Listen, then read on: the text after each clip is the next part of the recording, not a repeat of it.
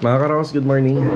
Yan, dumating na po yung ating air vents na ilalagay po dito sa project natin sa phase 3. So maglalagay tayo ng 3 layer dun sa ginawa nila Master Batang na pintuan na cabinet na gawa po sa APC. Tapos yung isa naman, bali 4 na piraso to, bali yung isa naman para dun sa project natin kay Sir Ernie. Ayan mga Karaos, good morning. Yan, kamusta po tayo lahat? Ito, welcome back po muli dito sa aming channel. Bali today is May 9. Yan, araw po ng Biyernes. So mga Karaos, kanina sa intro, nakita nyo meron po tayong dumating galing online Shopee na isang 8cm by 50cm na aluminum air vents. So si aluminum air vents ay kadalasan ginagamit po natin sa mga pintuan ng kitchen cabinet na minsan doon nakalagay yung ating mga gas tank. Napakalaking tulong po nito, kahit maliit na bagay lang pero sobrang laki ng tulong. Gawa ng makakasingaw po ng maayos yung tangke natin kapag meron po nito. Mas marami, mas maganda. Pero kung maliit lang naman po yung space, hindi naman po natin kailangan ng madami nito. Yung isang project natin dito sa phase 3, lalagyan natin ng isang piraso nito. Tapos yung isa pang project natin sa phase 3, mga 3 yung ilalagay natin kasi by request ni client. So ayan, mamaya makikita natin yung gawa ni Master Jojo at ni Master Ryan kapag nailagay ito. Maliit lang na bagay ito pero napakadali pong ikabit. So kagandahan nito, nakasetup na siya, mas maraming butas, mas maganda kasi mas makakasingaw, tsaka pinturado na po siya. So aluminum air vents. So hanapin nyo na lang po sa online Shopee, ilagay nyo aluminum air vents, lalabas na po yan kung ano yung mga prepared nyo na sizes. Ayan, ipapakita namin sa inyo kapag nakakabit na to sa mga pintuan ng cabinet na ginawa po natin. So para malaman natin kung bakit nga po ba natin kailangan nito sa mga kitchen setup sa loob po ng bahay. Kaya ito, samahan niyo po muli kami ngayong araw na to. Enjoy watching po. Let's go. Tara. Okay mga Karaos, start na tayo. Ito naman yung lagi natin ginagawa sa tuwing umaga. So iikutin natin lahat ng project natin. Kung may ikot natin lahat, minsan kasi nagtatagal po tayo minsan dun sa isang area dahil kapag punta natin, minsan dun pa lang po nagsasabi yung mga manggagawa na mga kailangan nila. So ito, papunta tayo ng phase 4 and phase 6. Yung regarding po sa air vents, bali mamayang hapon po may kakabit. So ito nga po pala yung last day natin dito sa project natin kay Sir Ernie dito sa Block 9 Lot 14. So pagtutulong-tulungan na po namin ng tropa yung mga trabaho pa na gagawin dito. Sa mga nagtatanong po kung ano-ano po yung mga scope ng trabaho na pinagawa ng client, at saka magbibigay na rin po ako ng idea kung magkano. So ito mga Karaos, papunta tayo ng phase 4, phase 6. Dadaan tayo ng Riego de Dios. Tsaka papakita ko mamaya at ipapasilip ko yung mga air vents na ikakabit po nila Master Ryan at saka ni Master Jojo dito sa project natin. Okay, let's go. Tara. Okay, dito na tayo sa phase 4. Yan, good morning nga po pala kila Ma'am Rolinda. Yan, good morning kila Ma'am Rolinda and family. Okay, pinagpapatuloy dito yung overall paint. Yan, belated happy birthday kay Kuya Philip. Good morning Kuya. Good morning po. Good morning. Kuya Rigor, good morning po. Good morning boss. So ito lang din naman, bali ang inuna rito yung kisame, no? Kisame, preparasyon. Tama, no? Patapos na ba? Or nasa likod ka pa lang? Sa likod pa lang, no? Tapos unti-unti sa pader na. Para sa iba, anong dapat unahin? Itong hard deflex o yan? Ito na sir. Ayan na. Tapos sa kanito. Baga area by area. Papagulungan na sir. Eh, yung plastic nito, wala pa. Doon, pero parang yan na si Kapo. Ayan, pinapaplastikan ko to kasi para hindi mahirap maglinis. Kasi sa ending, yun ang yun ang mahirap, matrabaho. Kahit konting mapatakan lang ng pintura to. Napakatagal din pong linisin yan. Kaya pinasusuyo ko sa kanila. So, ito lang muna yung update dito. Overall paint naman tayo sa mga pader, ceiling. Saka ito yung dalawang pinto. Nagawa po sa mahogany solid door. Yan. Okay, nandito naman tayo sa phase 6. Yan.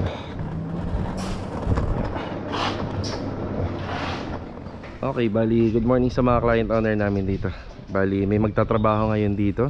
Ayan si Marvin, good morning. Good morning. Saka si Rusty, good morning. Good morning. Ayan, meron tayong isang L-truck ng buhangin. Bali yan po yung gagamitin natin sa concrete floor trapping na ginawa po natin sa slab dito. So kahapon yan yung content natin. So kapag nagpapa-slab po, kailangan mong gawin yung mga bagay na nakita nyo sa video kahapon. So uulitin lang namin yung ginawa namin dun sa kabila. Yan para dito. Yakit tayo sa taas. Yan. Yan, bali ang halo na yan, may waterproofing na po yan. Yan. Ay sa taas.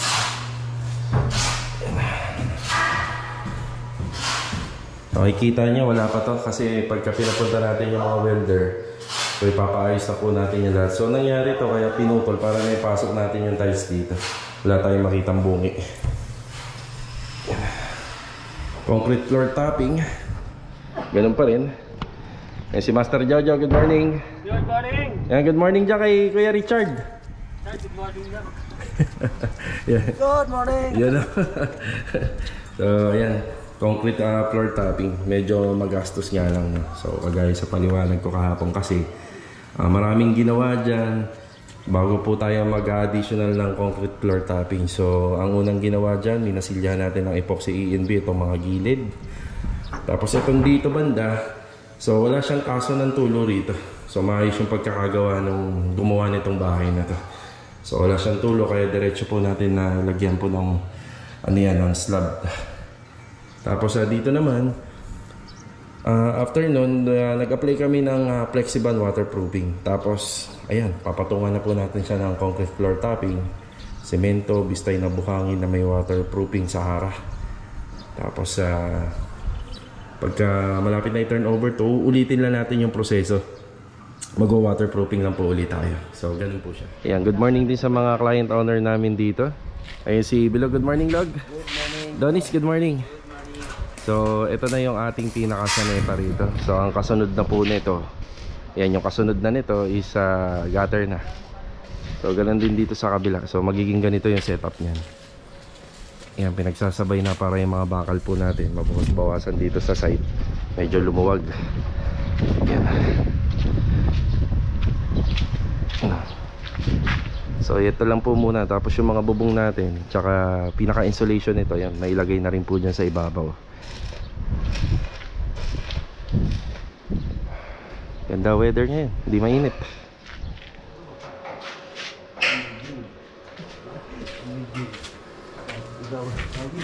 Yan, naka-ready na rin yung lagay ng mga ilaw. Papasukan na lang po ng wiring yan, tsaka flexible. Tapos yung sampayan nito, yan, meron na rin dito. Yan.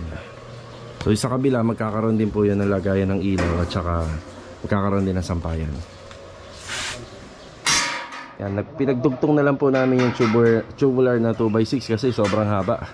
7 meters po kasi itong Athena, yung harapan niya. So doon sa kabila, sakto po yung ano, 2x6 na 6 meters sa kabila. Ito, nagdugtong pa kami ng 1 metro.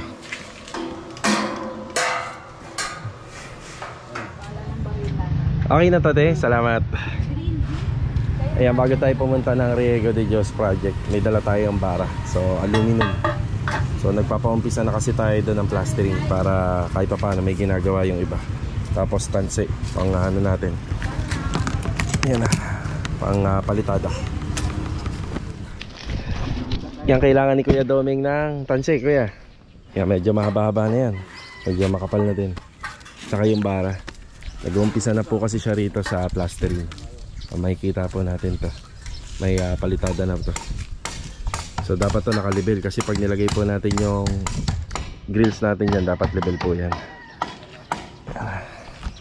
Good morning Kuya Doming. Yan, saka kay Kuya Sandy, good morning. Good morning.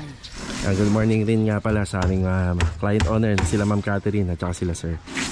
So kahapon nabuhusan na yun, no, Kuya Sandy, no? Yan, yung private pool natin, yan, pwede na po yung baklasin na mamayang hapon or bukas ng umaga. Tapos yung private pool na ginawa natin, pwede na rin po natin i-report kila Kuya Harold para malagyan na po ng meter base. So baka bukas sila maglagay.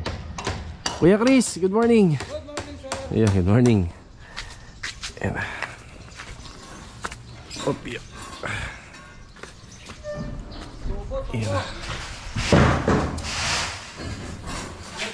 Ito nga po palang part ng area na to, yan madidemolish yan tsaka to. Kaso nga lang, sa status natin ngayon, hindi po muna natin pagagawa yan para hindi po masyadong mag-vibrate dito sa slab na ginawa po natin dito.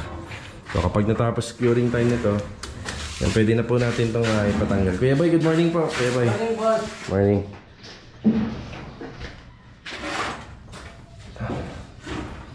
Nagamit naming handamyo yung mga nabaklas dito. Laking tulong din. Kuya Chris, good morning. At saka kay Kuya Roel. Morning, sir. Nabanggit ko ulit si Kuya Chris. Nabati ko na kanina. So, yan po yung matatanggal na, Kuya. No? Oh, yes, sir. Ayan, may guhit na. At saka, ito. Yan.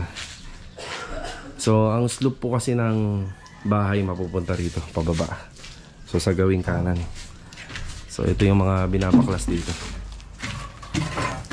Yung pang 120. Ano ba? Yan, tapos yung mga ano na yan, yung mga existing na bakal.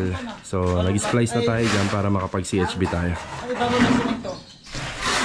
Tapos isang 120. So, kulang pa yung CHB siguro natin, oh.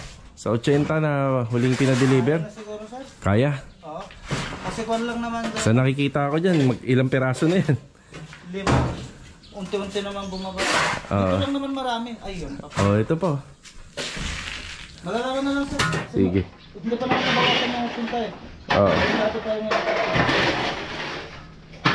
So, ito, madedemolish to. Itong part dito. Yan. Kasi magiging opening to papunta rito sa extension. Kasi ito madadagdagan. Yung part na yan. So, madadagdagan ng asintada dyan. Gawa ng ito kwarto, bali 2 bedroom po rito. Tapos may hallway tayo. Oh, tayo, man tayo. Alabas, tayo.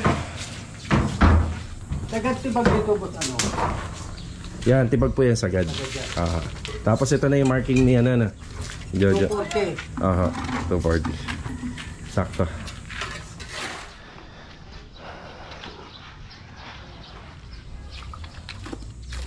Si Kuya Doming. Ayos ka naman dito, Kuya Doming. Basta maraming tubig lang, no? At baka mahilo ka. Tubig na, Kuya. Kakabanggit ko lang. Di ba, may bahay-bahayan ka naman dito, Kuya, no? Pagtulungan nyo lang i-adjust tong trapal, no? Yan. Yan, palitada po. Actually, itong mga nakikita natin dito, dapat hindi pa tayo pinapalitadahan eh. Pero syempre, kapag may available, yan, ipagawa kagad natin. Yan, tsaka para ang kagandahan na itong area na to malinis. So, itong area na to simentado na, advantage din sa amin. So, bali ano nga po pala to, no? Sidewalk. So, itong sidewalk na to, medyo malapad-lapad po yung sidewalk dito. Pero, siyempre, under renovation, pwede naman po tayo maglagay ng stockpile dito. So, gagawin natin stockpile to. So yung mga balang araw sa mga susunod na araw at buwan, yung mga hindi na kailangan dyan, pwedeng pansamantala muna natin ilagay dito. Yan. Ayun, tinatanggal na ni Kuya Sandy yung ano pala rito, yung forma. Hindi na po pala natin pagpapabukas siya. Kahapon pa po binuhusan pala yan. Kahapon ng umaga. Tapos ayan o, yung mga nakikita natin dito, pwede nating magamit yan. Itong ginamit na po pala sa trusses nito is parlina. Tapos maliit pa. Ayan o, malambot pa. Ayan o, nayuyupi. Ayan, kita naman, di ba? Ayan, nayuyupi. So, ang gagamitin nating materialis dyan is tubular para sa trusses. Tapos ito, magagamit natin para sa hamdamyo naman. Diba? So, yung mga nabaklas dito, ayan, kagaya nyan. So, nakapagtrapal tayo. Gamit po yung mga C-parlins. Ganda rin. Ayan. Tapos ito nga po pala, yung regarding sa bubong, kasi manipis po siya. Pero sabi ko kay ma'am, tingnan na lang muna ng malapitan tsaka ng personal. So pupunta sila after siguro ng botohan. Yan, tingnan muna kung magagamit pa po natin to. Pero para sa akin pwede naman magagamit pa to. Yan siya nga po pala, yung tungkol sa anyahan na project natin. Umpisa na sana sa Monday. Yun nga lang, botohan. So lahat po kami boboto. Baka ipagpapamartes na lang natin yung project natin doon. Okay naman yan para mas maganda. Doon na tayo magbibiga, no, kuya, no, pagka natanggal na. Ayan. Yan, medyo matrabaho lang tong renovation na to, pero yun nga, kapag ka naikasa na po yan lahat, dire-diretso na. Tapos magde-deploy tayo ng mga ano rito, mga mason para sa mga palitadahan. Daming papalitadahan.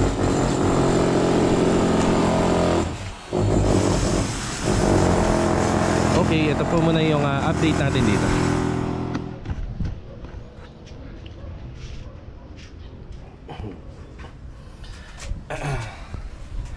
Bali ito mga karosa, break time muna. Tapos dadaan na tayo dito sa project natin sa phase 3. So yung isa, last day na lang namin ngayon. Tapos mamaya, papupuntahin na po natin sila Master Ryan para maikabit po yung mga air vents na ipinakita ko kanina. Ayan, bali may nagtatanong sa atin kung makakapag-start na ba tayo sa Anyana by Monday. So nagpaalam na rin ako kay ma'am kasi election nga po pala sa Monday. So baka Tuesday na po tayo makapag-start doon. And shoutout po kay Ma'am Hilda Inclino. And shoutout na rin sa Valera family from General Trias Cavite and Sampaloc, Manila. So let's go. Tara. Ayan, nandito na tayo sa phase 3.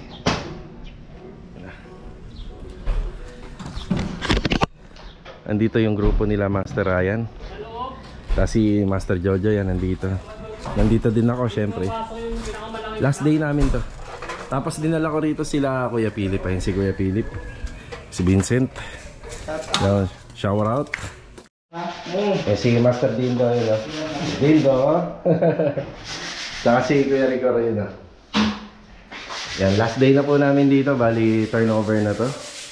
Pinapalinis na po natin lahat. Yung bintana. Ayan na, nalinis na yan. Dito sa kabila. Tapos magsisilicon sealant na tayo. Ayan, silicone sealant. Tapos si Louie. Si Louie, good afternoon Louie. Good afternoon. Kaya malinis na rin yung tiles dito. Kaya ginagamitan rin po namin ng liha. Kasi yung tiles naman ito pang outdoor, hindi naman po siya magagasisan. Basta yung liha, wag lang po masyadong mataas yung grip. So malinis na to. Muriatic acid lang din. Then magkakabit po kami ng stainless na clean out valve dito. Papalitan na lang po namin to ng stainless faucet. Pati yun nandun sa harapan. Tapos ito isi-silicone sealant na lang po yun. Sa ibabaw. May kulang pa kami rito. Tapos lilinisin na lang yung screen door. Yan. So silicone clear na pare. Tsaka to itong gagamitin dito para hindi tatagos yung tubig. Yan, ilinis na ni Master Jojo. Yung mga ginawa pa po dito kanina, tinapos na rin po yung acrylic emulsion paint. Kaya ito, pag nakita niyo yung harapan ng bahay, yan mukha siyang bagong bago compared dun sa nasa katabi niya. Ayan o, bagong bago. Yung pinagagawa natin. O syempre, yung acrylic emulsion na paint, pang protection na rin po yan. So kapag nandito na sila client, kahit bumabagyo, hindi po tatagos yung tubig dun sa pader. Ayan, bagong-bago na po to. Ayan, nakakabit na ka rin po pala yung polycarbonate. Tsaka kung makikita nyo, meron kaming mga air vents na nilagay po natin doon sa mga humihigop dito sa loob. So dito sa exhaust fan yan. Ayan, kasi dati nilalagay namin tubo lang. So pwede naman yung ganito. Ayan o. Hindi papasok ang ano yan, daga. So may nakapag-comment nga daw. So akala nila walang net. Wala kaming net na nilalagay dun sa mga tubo namin sa ibabaw. So meron po yun. May mga nilalagay ganun. So ito pa. Ilaw na rito. Halos tapos na. Ganun din dito. Brown ba yun, Nicole? Oo, brown. Yan, sakto yan. Yung hawak mo. Yan, may ilaw rin po tayo nilagay dito, canopy. Sa tiles na lang, huli na to, tiles grout. Tapos meron pa kaming mga kinukot-kot ng konti. Yan, internet, nandito na. Ano, mga kinukot-kot na lang para pagka na-turn over, malinis na. Kasama yun sa mga trabaho natin dito. Tapos dito sa TNB, ayan, maganda na rin po yan. Natapos na yan ni Kuya Dindo. Ayan, parang isang pasadahan pa to, no, Kuya, no? Isa pa, yan, para mas pulido. Kasi ito, yung gilid nito, yan, papasilikon din natin to. Yan yung gilid. So last day na, kaya ito na rin yung huling trabaho nila rito, nila Master Ryan. Yan, panghuli, yan talaga yung ginagawa nila rito pagkahuli. Tapos mamaya after dito, kakabit nila yung air vents. So ito po yung sample, ayan o. Dito ilalagay yung gas tank.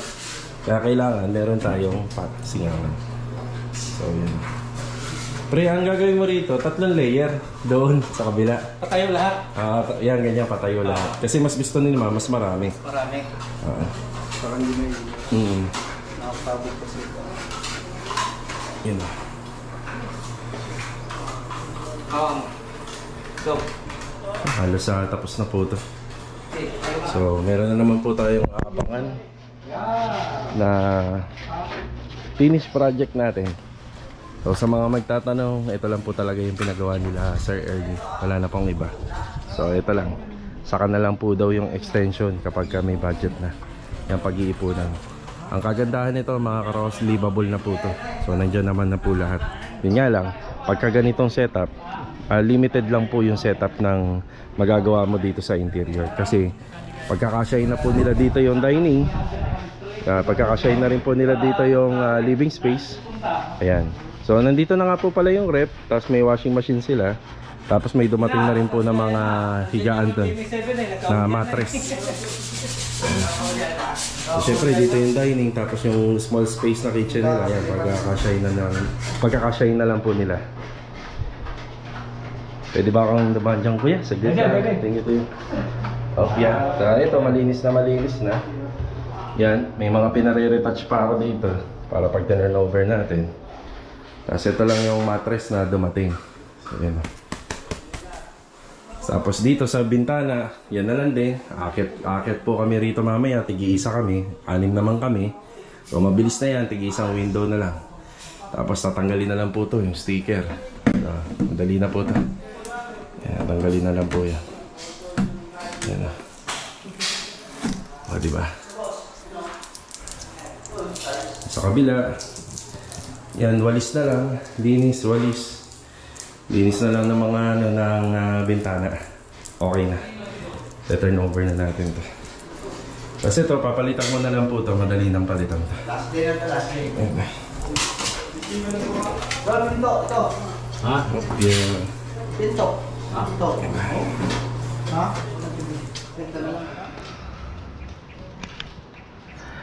Yan, kinuha po nila yung pintuan po dito. Yan ang concern po kasi nila, magkakalat po kasi. Yan, binaklas po nila. Kung dito po kasi nila bubutasan yung magkakalat. Yan, kinuha na lang po nila, doon na po nila ikakabit yung mga air vent natin. Yan, kung mapapansin nyo po, itong area na to, itong setup ng kusina, wala po kaming backdoor dito or wala po itong setback. Kaya mas maigi po yung mga pintuan ng cabinet, lalo-lalo na kapag may gas tank, doon po natin lalagyan ng pasingawan. So at least kahit pa paano makakasingaw siya. So kaya itong pintuan na to, 3 po yung ilalagay natin na air vents dyan. Kasi una pa lang, ang request na ni ma'am, gusto niya mas mas marami. Dapat nga full screen sana. Ang problema, APC kasi yung ginamit natin dito. Ayan ang APC to. So ang gagawin na lang po dyan, didikitan po natin yan ng silicone para matibay yung pagkakabit. Gusto sana ni client yung ganito. Ang problema nga lang, pagka ganito, dahil APC nga yung ginamit doon, so medyo malapad po siya. So para mas maganda, ganun po yung ginamit natin, yung aluminum na air vents din. So maganda rin po yung kapag natapos. Tsaka dinamihan po natin para mas makakasingaw. Okay, ito na yung mga air vents. Bali 3 layer siya. So nililayout na ni Master Ryan para pantay na pantay kapag binutasan. Ito po yung itsura niya sa likod. Mas maganda kung ikakabit natin to sa plywood. Pero ang diskarte rito pre, isisilicon mo. Ayun, silicone sealant. Yan, matibay na po yan kahit silicone sealant.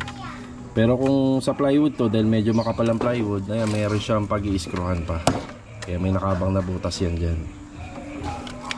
So sa 3 layer na yan, makakasingaw na talaga ang tangke ng gas na pare. Ganda na, singaw na yan. Yan, nililayout lang muna. Tapos ang gagamitin dyan na pambutas yung grinder. Kaya pala mas pinili mo rito. Oo, madumi. Oo, madumi. Hindi na magkakalat. Dog, saksakin dog.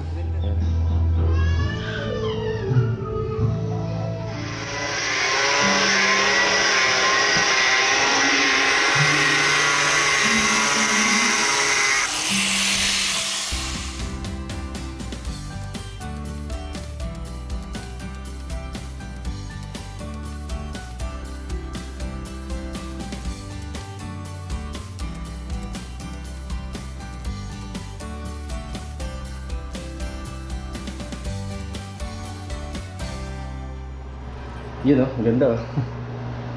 O, di ba? Nakakabit na po. Yan, tapos dodoblein na lang ng silicone yan dito sa gilid. Yan, tsak, napakatibay na yan.